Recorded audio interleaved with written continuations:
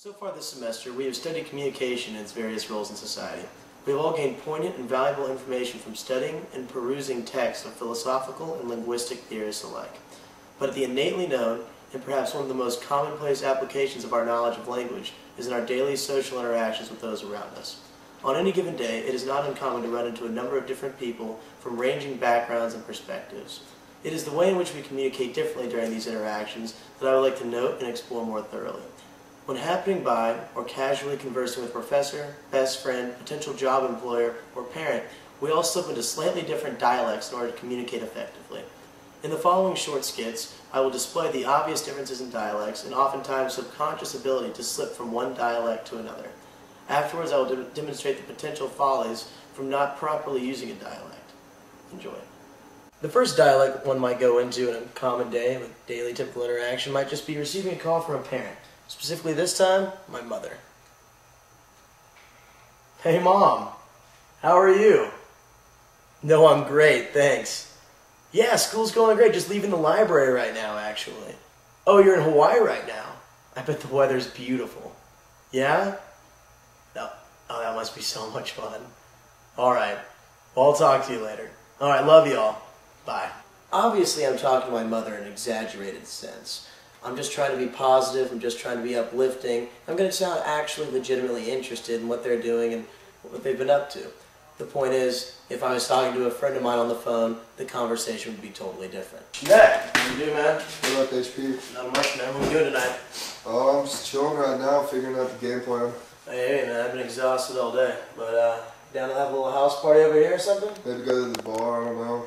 If we're going to the bar, I gotta go shower, bro.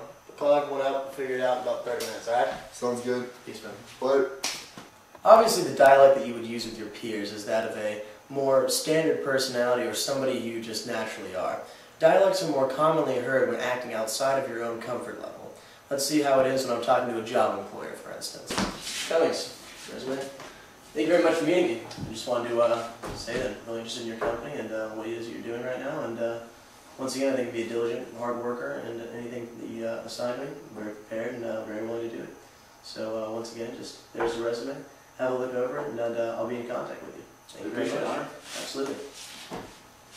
The dialect I used with my employer, or potential employer, was one of humility, trying to show that though I am confident and willing to do whatever it is that he asks, by no means am I trying to usurp or supersede his skills and abilities, and I recognize the experience.